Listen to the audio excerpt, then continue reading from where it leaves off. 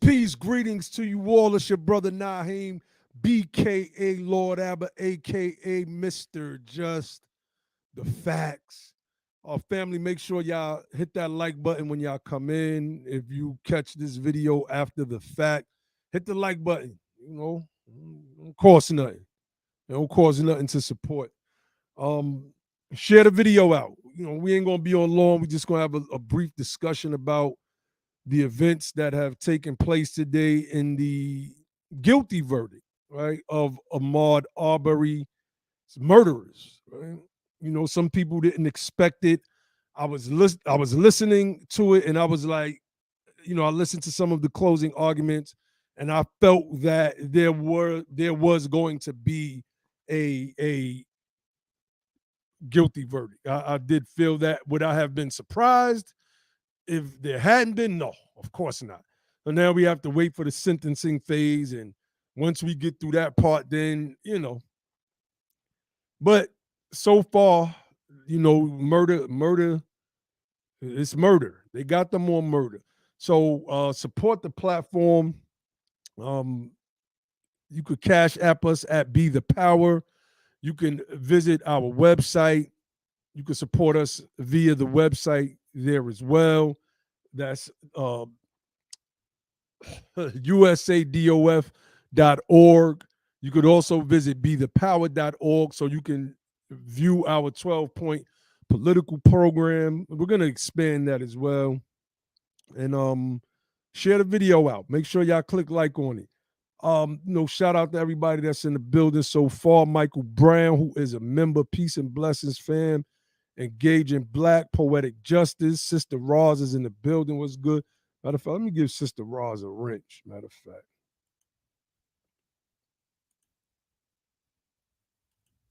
Sister Roz is in the building. That's right, sis. They hunted him down. They hunted down Arbery and murdered him. You know, peace. I love my wife 0007 in the building. So, you know, let's read through some of this stuff. You know, part of what we want to do on this platform when it does finally expand, we want to have that news element to it. You know, to whereas we can have content going at some point around the clock, you know, whether it's bits and pieces from live shows, prior shows, streams, etc. We want to be sure that our people are up to date on what we feel are relevant current events, I should say. So, peace, EYB Entertainment. Let's go to the CNN article real quick. Okay, 3 men guilty of murder in the killing of Ahmaud Arbery. What we're covering here, just in, a jury has found all 3 men charged in the killing of Ahmaud Arbery guilty of murder. Gregory McMichael, Travis McMichael, and William Roddy Bryan Jr. I don't know if that's Roddy or Rody Bryan Jr. were charged with malice and felony murder in Arbery's death, which sparked national outrage after a video of his shooting was made public. Arbery was jogging in Brunswick, Georgia, when he was fatally shot in 2020. Now, I was listening to some of the closing arguments, and I believe it was. I'm gonna get to your question, Engaging Black. I believe that, in honors for the contribution to the platform, Rashawn Graham, peace. It was Rody's attorney, the Rody guy, that talked about Ahmaud Arbery he caused his own death. That he was jogging with his khakis on, I don't know, she said sneakers, and his socks to cover his long, dirty toenails. I've never seen, or I was listening to some legal analysts break it down. I've never heard or seen anyone just go there. But when you're talking to a 99% white jury, there's only one black person on that jury. The defense attorneys know that this case is hard to beat, and so they had to come up with every type of dog whistle imaginable, because you got to think, like, if I get these guys off, well, when other Confederate racists kill more freedmen, they're going to hire us. So we got to do everything in our power. But it didn't work. So, let's read some of it. William Rody Bryan Jr., one of 3 men accused of killing 25-year-old Ahmaud Arbery, has been found guilty of felony murder. Bryan now faces a maximum sentence of life in prison without the possibility of parole.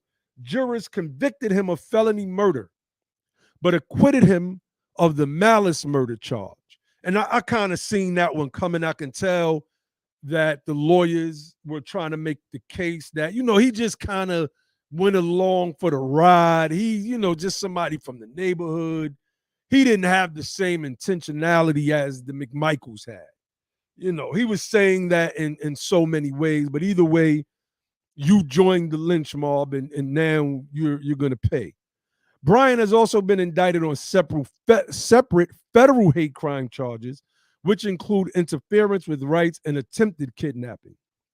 Bryan pleaded not guilty to the federal charges. I'm wondering if they're going to do that in the Rittenhouse case. Rittenhouse's lawyer and Rittenhouse himself have come out and tried to distance themselves from the right-wing hoopla surrounding the victory in this case, right? They're saying that, they had picnics damn near after this guy won. All types of bars were celebrating all across the country. I wouldn't be surprised they were playing bagpipes and crashing jugs of beer into each other in celebration. But I say that to say, I don't know if the Justice Department is going to bring federal charges on Rittenhouse, carrying a firearm across state arms that you're not supposed to possess. That sounds like a federal crime to me. I didn't look too deep into it myself, to be honest with you, because I knew that he was getting off. The federal trial takes place in February. Gregory McMichael found guilty of murder in the death of Ahmaud Arbery. Gregory McMichael, I think that's the father, one of 3 men accused of killing 25-year-old Ahmaud Arbery, has been found guilty of felony murder. McMichael now faces a maximum sentence of life in prison without the possibility of parole. He has also been indicted on 3 separate federal hate crimes, which include interference with rights, attempted kidnapping, and using, carrying, brandishing, and discharging a firearm during and in relation to a crime of violence. McMichael pleaded not guilty to the federal charges. That trial is also set to take place in February, and this is his son. I don't think they make it to February. I think they probably might hang up or something. It all depends on the sentence. But I mean, such a sentence, you can't see them receiving less than 25 years. But I could be wrong. I didn't look at any of the sentencing guidelines or anything of that nature. So, Peace Rob Smith, Sister BB in the building, Jaron 215, Sister Fate XX, good afternoon. So let's exit out of here. I want to pull this question up by engaging Black. He, assume it's a he, asks, is it more of a reason to go back home? Now, when he asked that question, he's speaking about the Southern strategy we have, right? The back home strategy. Operation Closed Fist, as Josh dubbed it here on the platform. And yes, that's a part of the reason, because in the North, like Wisconsin, right? Wisconsin is more racially dominant than in the South. And I showed those numbers on our last live stream, not last night's live stream with those jokers from that fake Moorish movement, but it was the stream before that. I showed the numbers of Wisconsin and how and why being there makes no sense. You're 200, I believe it was 74,000 out of 6 million. 6 million. You're 5% of the population here. That's no power at all. You don't have federal protections because our status as freedmen was slowly stripped away from us by each passing decade after Reconstruction until the term freedman was no more. Hell, they changed the name of the Freedmen Hospital in Washington, I believe that was Washington, to Howard Hospital. They just removed any vestiges of freedmen. So when you look at the South, when you look at Georgia, the percentage of Black folks in Georgia, I don't have those numbers offhand, but it dwarfs a place like Wisconsin. It dwarfs it. So yeah, because now you become a little more politically active. You have a little more control over pockets than you would in a place like Wisconsin, for instance. You have more control over pockets of Black politics in these places. So let me get that off here. So that leads us into our next. Yeah, I agree. Justice/reparations will be in the South first. I will modify that statement with justice/reparations will be catapulted by the freedmen of the South. Because once we are able to concentrate our numbers, the rest of our numbers here, then, the path forward is much clearer. Right now, and if we're honest with ourselves, the path forward is difficult. It's difficult. We have Black politicians that they really don't care about us. And thank you for the contributions, engaging Black. Let me see. Yeah, okay, that was DC. Sister Ross said it used to be Freedmen's. Now it's Howard University Hospital. Let me see. EYB Entertainment said, yes, controlling our numbers in the South will give us more control and power. Sister Cynthia just jumped on. Peace, BTP Cynthia in the building. She said, hey, people just got the news in the Ahmaud's case. Some good news. Yes, yes, it is. I figured that that was going to be the case. I figured that there was going to be justice in this case. The demographics here in the South look different than the demographics in a place like Wisconsin. In those places, we're going to almost always lose. Even though the guy didn't murder, the Rittenhouse guy didn't murder our people, they were out there protesting because of a young brother, Jacob Blake, who was gunned down, and he survived by the Kenosha Police Department. And, they were out there. They were protesting because of that. Some white people, they're tired of police brutality too. And if you go back to the times of Reconstruction, well, a lot of what we had in murders in the South wasn't just freedmen. It was Northerners as well, folks that they call carpetbaggers and scallywags. And they renamed the Civil War the War of Northern Aggression. They're good at spinning a narrative.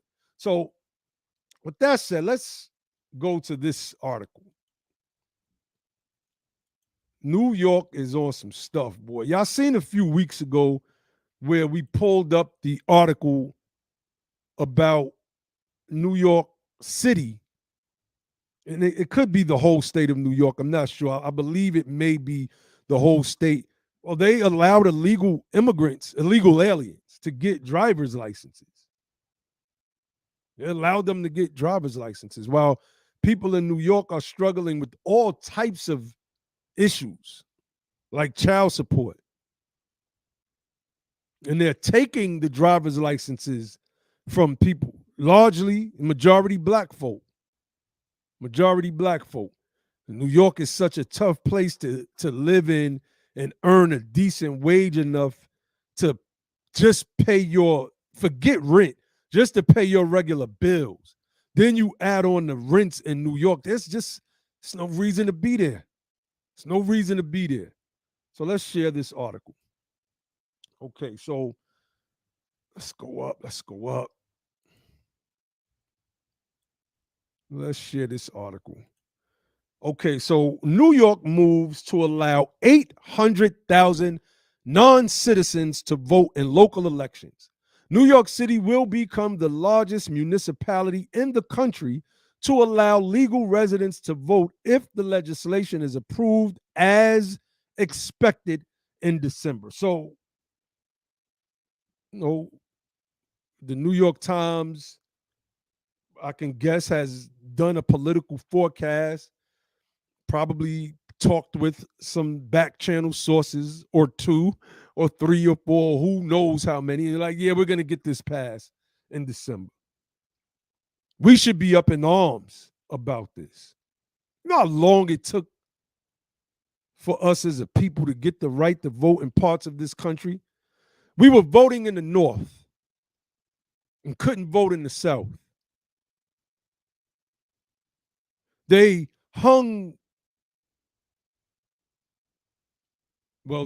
actually hung our people, and they hung effigies of our people with signs that said, this Negro voted, and put them up like you would put up a billboard advertising some product on the highway, overlooking a highway, so that we would be scared to go to the polls and cast our free national ballot. You get a people that are illegal. See how the New York Times try to change the language up. Non-citizens. These people are illegal. Let me see. Engaging Black says it is the tri-state area coming to Connecticut soon. Time to move. Well, yeah, you know that the tri-state area is going to be like that. You know, as New York goes, so goes the whole tri-state. So, I mean, that's just what it is. Brother Tyrone Davis, peace, brother. He said, peace, fam. Those immigrant groups are mobilized in New York City. I'm glad I got up out of there. We have no real political power in the city and state, and that's a fact. Get out of there. It's time to start getting out of there. All of the people that you know in New York City, I talk to my people all the time. I talk my daughter, she's not in the city, but she's still in the state. I'm like, get out of there. Get out of there. DMT Zell asks an interesting question or raises an interesting point. If Democrats can get a whole new voter base of illegals and then add Puerto Rico, why would they need black folks? We lose all political power then. Well, that's just in New York, right? That's basically just in New York. But if we can concentrate our numbers in the South, we're going to beat that live horse because that horse ain't dead. That horse ain't dying no time soon. That horse ain't dying no time soon. Honest KS for the contribution to the platform. Let's they already said F Eric Adams. Let me just give a little brief story. I contacted Eric Adams when I was still in New York. I was going through some situations with the police, the 100th precinct out in Far Rockaway, Queens, where I lived at. BB Rodriguez said 4 million in Puerto Rico. Yeah, but you know, their delegates will be confined to that. You know, if they turn it into a state, I don't know how many electoral votes they'll get. Now, I don't know. That's a whole conversation.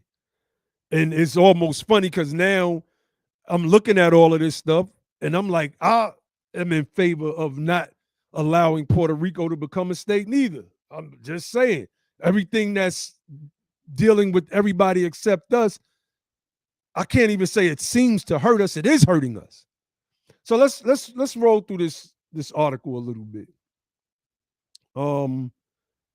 Let's read this. Let's read a little bit of this. Oh, I never got through my story. Sorry. Eric Adams. I contacted him about the police conduct that was going on. You know, we kept having run-ins with the police out there. You know, he got back to me and it was basically just a whole bunch of fluffy stuff, man.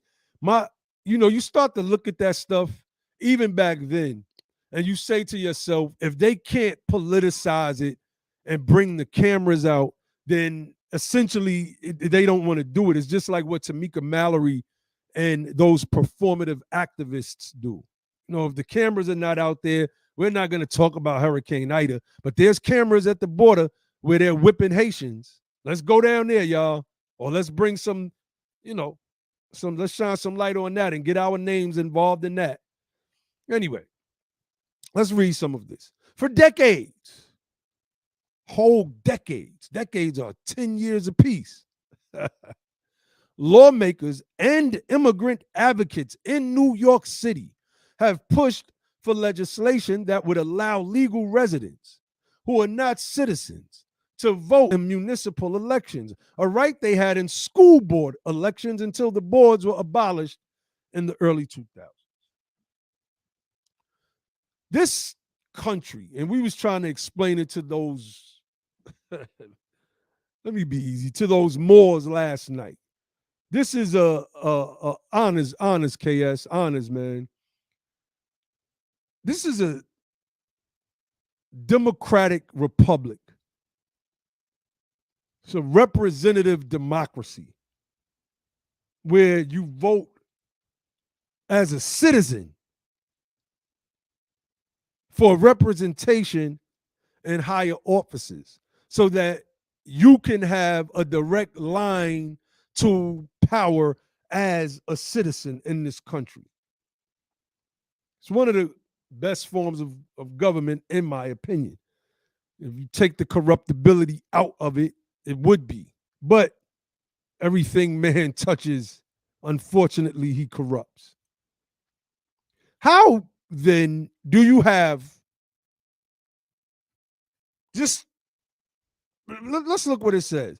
That a right they had in school board elections until the boards were abolished in the early 2000s. How could non-citizens, as they called them, let's use their terminology, be on the school board in New York City? New York City's Board of Education, New York City school system, public education system, excuse me, is one of the most segregated. Charles Blow touches on it in this book, touches on it in The Devil You Know. It's one of the most segregated in America. You get, before the boards were abolished, illegal aliens. Basically, they're walking criminals. If you think about it, they came here legally, and then they just got the right to vote, and they got driver's licenses. I'm gonna pull up another article. That's an article we've pulled up here, and many in our audience is familiar with, to drive the point home. It says now city lawmakers are moving to make non-citizen voting a reality over the objections of Mayor Bill de Blasio. Well, he has some sense. The city council is planning to approve a bill that would allow more than 800,000 non-citizen New Yorkers to register as members of political parties and vote in municipal elections, provided they are green card holders or have the right to work in the United States.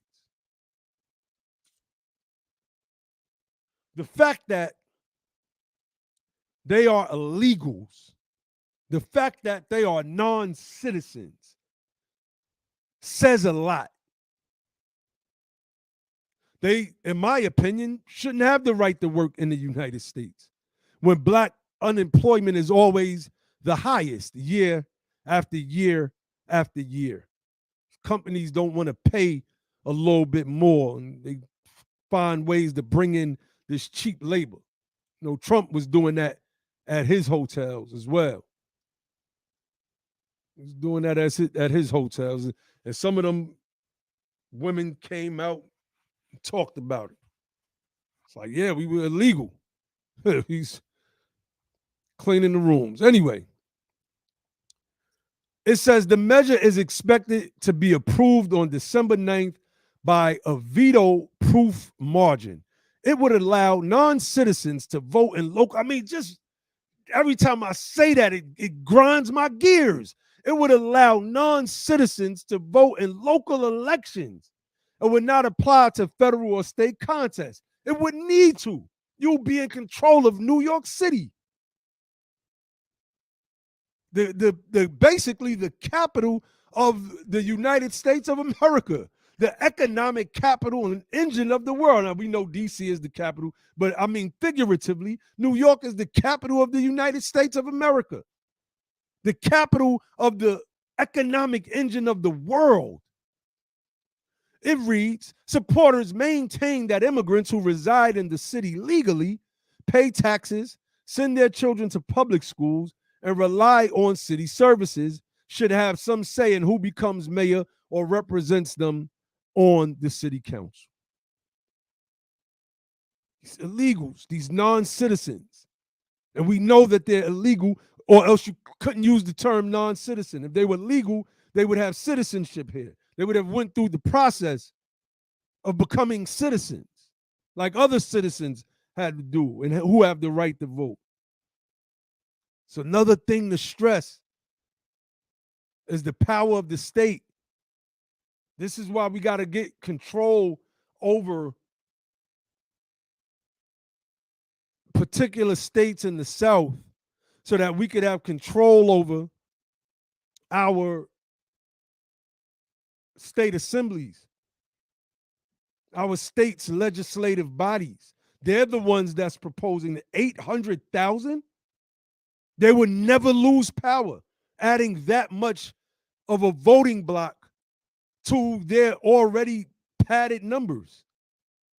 They would never lose power. Let's read this part. Opponents say the bill would weaken the voting rights of citizens and discourage immigrants from trying to become citizens. Duh. It's like, I don't got to go through this process. Everybody just going to move to New York. It's like, oh, let's go to New York, man. That's like the new North follow. That's the new follow the North Star. Let's go to New York. Let's go work there. Let's go pack in some rooms, take over the city, become the model minority of arguably the greatest city in the world. It continues. Mr. de Blasio, speaking at a news conference on Tuesday, said he would not veto the legislation. Why? If you're against it, that's how politics works. Because if you veto it, now you look like an enemy to immigration. And you can't be that in a democratic controlled state, because that's all the Democrats care about. Immigration. It's their main concern. Nothing else is of more concern to the Democrats than immigrants, because they believe that immigrants help their voting bloc. What wound up happening a lot of the times is that many of those immigrants are swayed over into conservatism because they come from countries that have dictatorships in the first place. And those dictatorships, as we was able to see under Trump's 4 years, they look like under Trump's 4 years, a dictatorship. Some people like that. They recognize that form of government, especially if you're trying to appeal to these people, especially. So, we got to talk about this stuff, man. Got to talk about it. We have to get mad about all of this. This is ridiculous. Why wouldn't you veto it? It says, but he expressed concern that the bill would undermine the value of citizenship, quote unquote, if it dissuaded residents from seeking it. Well, of course. I mean, that's just, it's human nature. A leading opponent, Joseph Borelli, a Republican councilman who represents Staten Island, went further, saying the bill would weaken citizens' votes. Quote, someone who has lived here for 30 days will have a say in how we raise our taxes, our debt and long-term pension liabilities, he said. These are things people who are temporary residents should not have a say in. The problem here is you have to agree with the Republican. And the Republican is usually a closet racist. This is why what we're doing as freedmen is so important. What we're doing is so important. I'm going to read this little bit and I'm going to get out of here. The push to allow non-citizens to vote in New York City comes as an increasingly polarized country is dealing with the swath of new laws to restrict voting. Yeah, in the South, that's going to hurt us. We're look at it, right? We're stuck between a rock and a hard place. We feel, and we've laid it out in no uncertain terms, that coming back south is the only pathway to all forms of victory for us. It says, as well as the economic problems caused by declining immigration. I don't know what that means, but the New York Times has a whole article here. I'm going to open this up in a different tab, and I'm going to read that later. It says voters in Alabama, Colorado, and Florida passed ballot measures last year stipulating that only U.S. citizens could vote, joining Arizona and North Dakota and specifying that non-citizens could not vote in state and local elections. Like Benjamin Franklin, I believe it was after the signing of the Declaration of Independence. Declaration of Independence was asked, what form of or what type of government is this? And he replied, a Republican government, a Republican form of government, if we could keep it. To allow anybody to come in and just cast votes, well, that's not a Republican form of government. That's what many may consider some form of a constitutional monarchy being exercised by the state of New York. The citizens of New York City, let me say, I don't know, man. Was this thing for the whole New York state? No, just New York City, not the because the rest of upstate New York is they're racist as hell. That's like living in the old South, upstate New York. Hopefully, our pushback, our pushback to the South will cause all the racists to go up there with their cousins in them. So let's pull up how immigration hurts Black Americans. Let's pull that up. Right? We've run through this, and sometimes you gotta drill this stuff in because we have to have repetition with this stuff so that every time we see it, we have something to compare it to because it's affecting us the worst.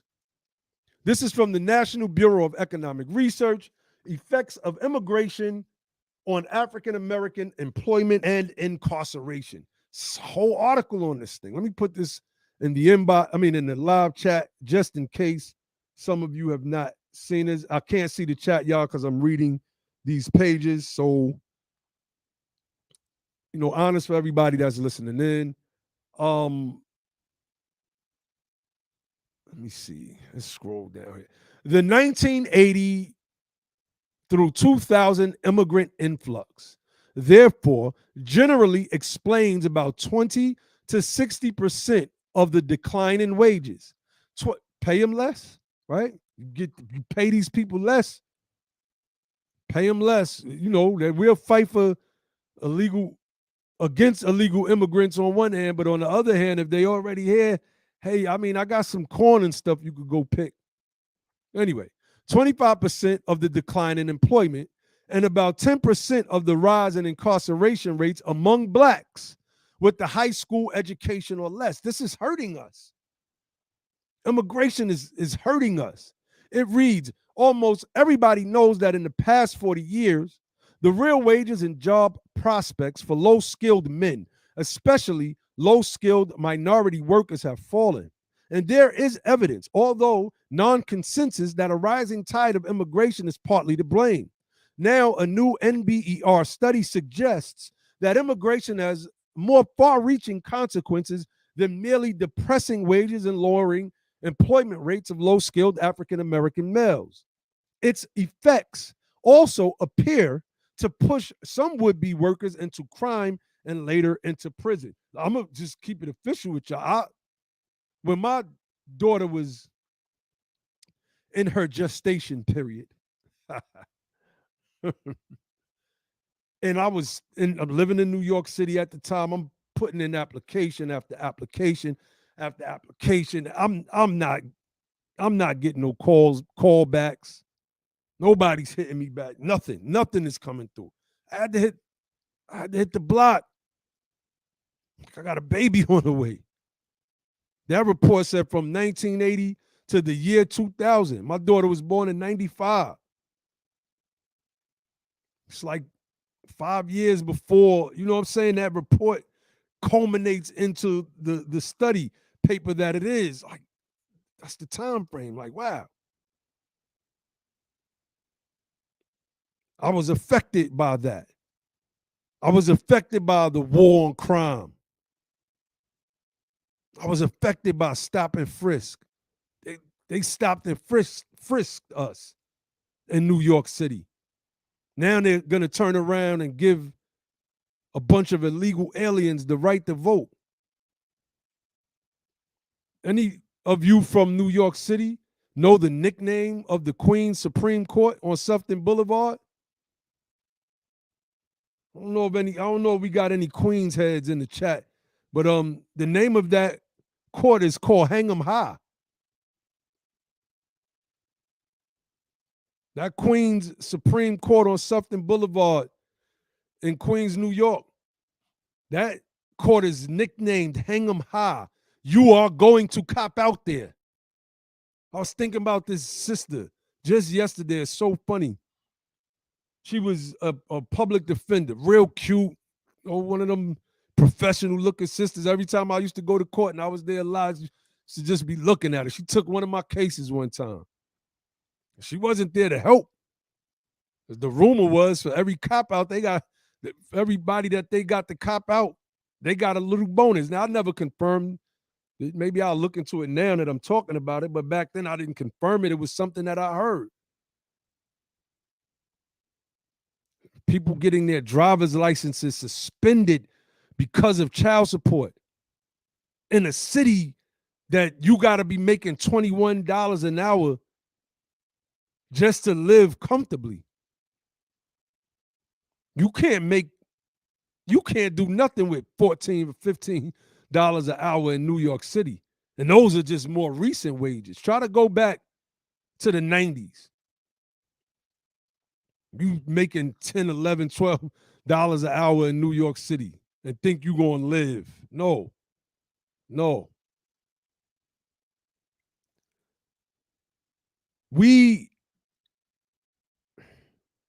It's not just about becoming louder. It's about becoming strategic. Right? If we could do the things that we need to do strategically, the spotlight shines on us automatically. Like our politics can't be going on Twitter and throwing chairs and beefing with everybody and cursing out every single body that we have a disagreement with. Our political push has to be rooted in action. It's just as simple as that. It has to be rooted in action, right? Michael Woods L said, you can't live off of $21 an hour in New York now. Sister Cynthia says the same exact thing. BB says she's in Long Island City. Yep. So M. Woods L is in Queens. Yeah, man, if you know about that court, that court room was called Hang 'em High. That's what it was called. I think Nas put that in one of his rhymes. We have to become more strategic now. 800,000 people in New York City get to vote. While we are politically weak, the Congressional Black Caucus is fighting for illegal immigration, illegal immigrants. Why? Knowing that our people are going through what we're going through. Why? It doesn't make any sense. Doesn't make any sense. Brother Ibrahim posted a video of Roland Martin. You know, he said, I ain't got no problem with what he's saying, because a lot of what Roland was saying in that video was, was on point. He gets kind of on point outside of the election cycle. But that was what Brother Ibrahim was pointing out. Like, yeah, you don't talk like this when it's the election cycle. Black folk get in front of other black folk and start talking down to them, trying to shame them. And outside the election cycle, they become the most radical thing since Malcolm X. Ain't put in no Malcolm or Martin work. And Roland came on a thread and basically called everybody a liar, because that's what he does. Roland one of them dudes that be active on Twitter. So he sees a lot of the stuff that goes on. He's commented and replied to my threads before, called me a dumbass, and but he won't take a debate. I bring Roland up for a reason, though. When we look at the George Floyd Justice and Policing Act, for those of you who watched when I deconstructed the video that Roland did after they passed the Asian hate crimes bill, one of the things that Roland was stressing was that bill wasn't about specificity. That's not a Asian specific bill, you stupid asses. That's what he kept saying. Him and that sister that she blocked me on Twitter. She went up there and said, "Oh, man, but that's what they do. They just talk down to black people. They try to shame us into voting. And I don't know why our people are so weak to accept that. Just weak. But anyway, Clyburn and Pelosi and the rest of the feckless DNC, which is ran by the other wing of white supremacy. Like, we just got to be honest. Trying to get the Republicans to move on this George Floyd Justice and Policing Act. Well, the Republicans said, well, we don't want we want qualified immunity stripped from the bill, and then we can sit down at the table. Then you got old fish fry Clyburn talking about a half a loaf of bread is better than the whole loaf of, what did he say? A half a loaf of bread is better than no loaf of bread. It's like, what? What are you talking about, man? What are you talking about? And so when you have a party that's largely represented by the black vote, and we see these people, they will negotiate out a thing designed to protect us from police brutality and wanton police killings, execution style. What does that say about the party? What does that say about the people that keeps voting for them? So we have to become strategic, not just loud, but strategic. And like I said, when we do that, then we'll get some spotlight shown on us. Then we get to hear get our message out. Then we get to turn our people into looking a different way, because they're not going to join the Republican Party. They're not. The Republicans are the neo-Confederates of yesteryear. They don't like us just as much as Pelosi don't like us. They don't give a goddamn about us at all. We have to see that. And that's how we have to push everything that we do. We have to put on those Freedmen lenses and look at everything through those Freedmen lenses. This is why we did those live streams showing you all where to find these Freedmen records at, so you could research them for yourself, so you could come up with stuff and share it with us. We'll bring it up on the live streams as well. Brother Logic, what's going on, brother? What's up, man? I just come through briefly, and I don't know what you're building on right now. I seen, the bat light popped up, so I slid through. You know Yeah, what I'm saying? well, let me just recap it. I'm just building on I started off talking about the Ahmaud Arbery case, and then I went to New York City. They're proposing a bill to let 800,000 illegal aliens vote in New York City. They're going to have political power there. And I'm at the tail end of that, just talking about why we need to get back south, why we need power, how our politicians, they're failing us at every turn. They're pushing for everybody else. And then they're trying to negotiate out the qualified immunity portion of the George Floyd Justice and Policing Act bill, which is the only thing that protects us. Outside of that, the bill is useless, in my opinion. Yeah, well, we've addressed many of those things many times before, and it's interesting you say you going in on this, right? I was just came out of Walmart. I got the Freedmen First jacket on. A brother yells at me from down the alley, say, Brother Logic, Brother Logic. I'm like, what the fuck? Right? I turn around and it's his brother. He was like, well, brother, when are people coming back to the South? I was That's what like, I'm talking oh about. shit. I was like, yo, what's up? Right? I was like, I don't know, man. And then we chopped it up about the Ahmaud Arbery case, and it was like, our people getting tired of this, man, and we have to start doing a couple things. One, we have to really tap into that American spirit. And those of That's right. y'all who have been following in know what I mean when I say that. And then we have to consolidate our numbers so that we have strength in numbers. And brother Josh, BTP Josh, gave the analogy of the closed fist, right? That's And right. like we just spread fingers all over the nation. And we got to bring them fingers in together and have a closed, strong black power fist down here in the Black Belt South. That's the only way we can dominate politics. It's the only way we can impact any kind of reforms that are really going to change the political landscape and the social environment and the economic conditions where we live. And That's so right. without consolidating our numbers to impact democratic representation in the state governments, we will never be able to impact and wield power in America. The Democrats, like the parties, are both enemies, the blue and the red.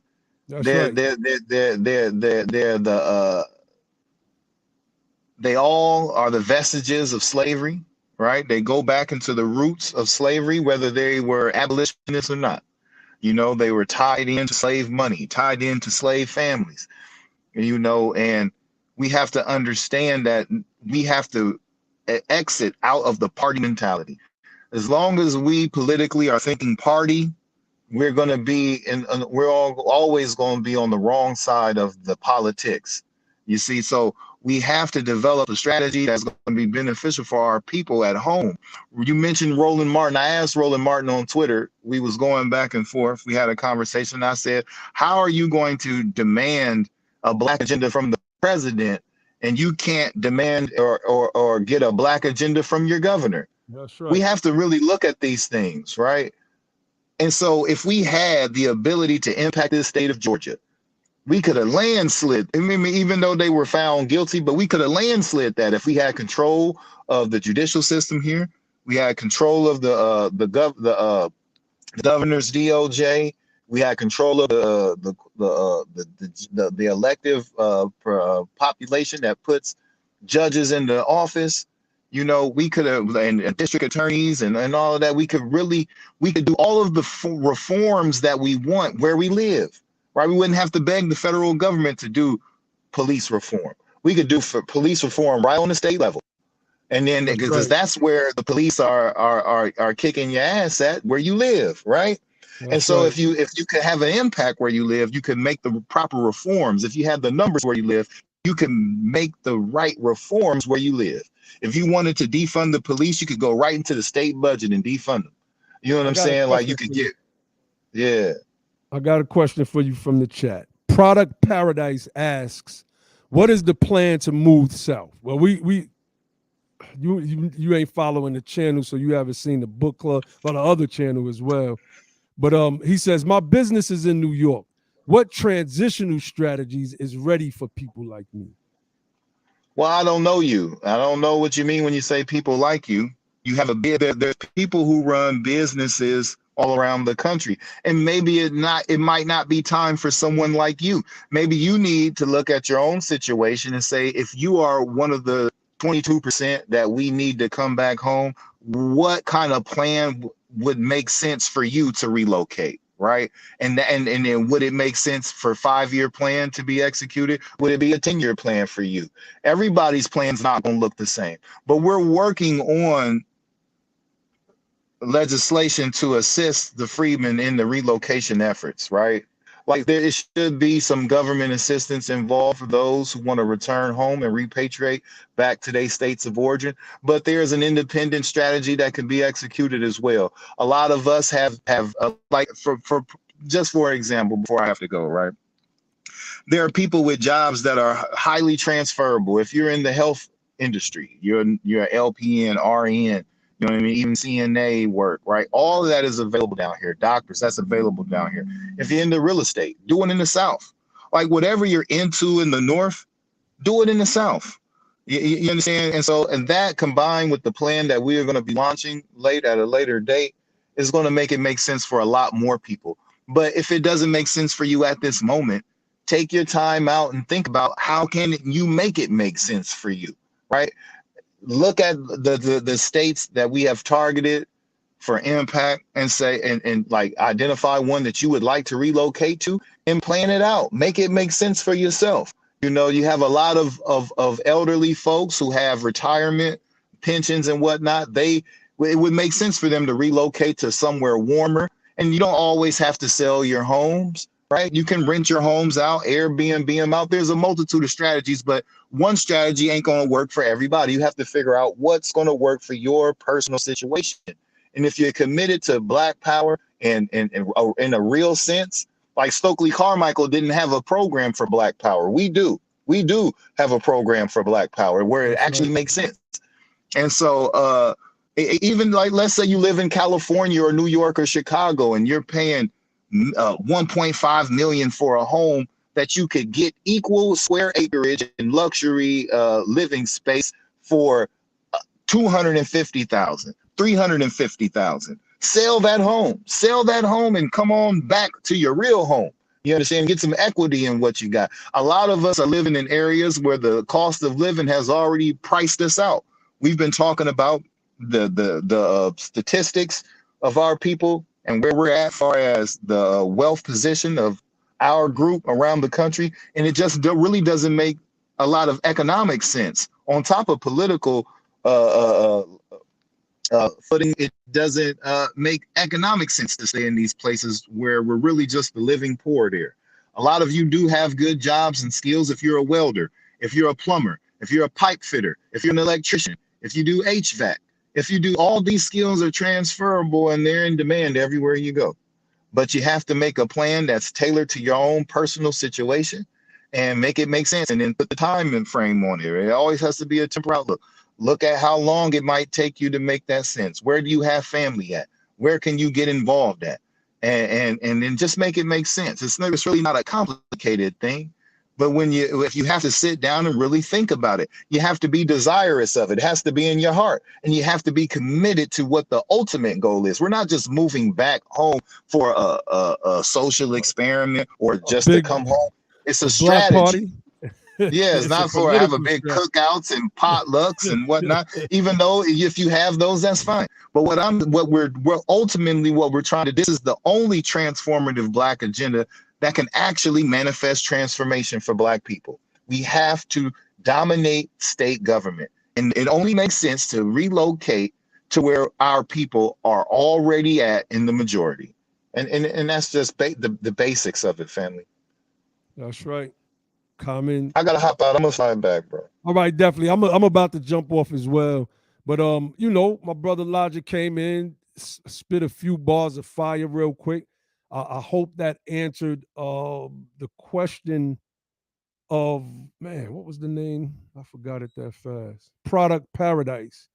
What is the plan to, like, this isn't an overnight thing. We're not asking anybody to just get up and move overnight. It's something that you have to strategize and plan out. You can't just up and move. I did that. it was rough for me, before things finally settled, but it's not something that I suggest. But at the same time, it don't get no better in New York City. It's not going to get any better for us in New York at all. It's just not, especially in New York, man. That business you got in New York, I don't know what kind of business it is, but if it's, I don't know if it's the food industry, but down here in the South, you probably do better. Your cost of living, your expenses, all of those things are significantly less in the South. Significantly less. So, we need to, pay attention to the writing on the wall. We just had justice here. We just had justice here. Sister Tansy said the white supremacists are buying up land to start their own community, calling it Redoubt America. I think I've heard that just the other day. I believe I heard something like that. I mean, they see what it is. They see what it is. And we can learn the same exact lessons. We can start building our communities down here. I know we don't have the same resources, but every little thing that we get that we could just put towards building this political plan for our political futures so that our children and grandchildren can reap the political benefits of it, I think that's something that should be considered. We have to. We have to. So I got to get up out of here, family. I just wanted to come on, man. Okay, so let me just answer Product Paradise's last question. He says, okay, thanks, bro. I'm a supplier to many industries. What states do you consider? New York is all I know. That's understandable. I was born and raised in New York City. But as you can see by the Mets hat, I was born in Brooklyn and raised in Queens, right? But at the end of the day, are you a New Yorker or are you a freedman? You see what I'm saying? Are you a descendant of the people who were once enslaved in this nation? Are you a Georgian or a South Carolinian? Are you really that more than you are a freedman? And as freedmen, we need to have political power because we have none. We're getting boxed out. We're getting priced out. And in many ways, like in California, we're just sleeping on the streets. They have whole encampments in places like California, which New York might turn into for freedmen up there, where these people are homeless, but they get up and go to work every day. They just return back to a tent. Could you imagine? Could you imagine that? So, it's something to think about, man. And if you're a supplier, then I don't think that your business will be affected in any way.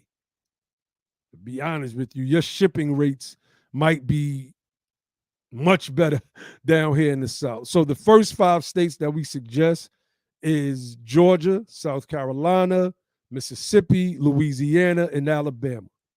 Right now, being in New York, I would say South Carolina and Georgia would be a good place to, pitch your tent and set up shop and get some footing in that area, become involved in the politics of that area. Make sure you tune in to Be the Power, get some of this political education. Go back and watch some of our prior live streams so that you could, become acclimated with our political stance, our political understanding. Go to bethepower.org, our website. Read our 12-point political program so you can understand what it is that we are attempting to do here. We are trying to carry on the legacy of our ancestors. We're trying to do that. So, but I got to get up off there, family. I just wanted to come through and touch on this topic and lend our voice to it, man. We're going to expand the platform. I know we keep talking about it, but I've been on that in my own personal time and space over the past couple of days, making sure everything is together. So, it is what it is. It's coming soon. The sisters, we're going to have the whole Be the Power Sisters section on this platform coming soon. We're trying to get the OG Otis to come on and do a spot as well.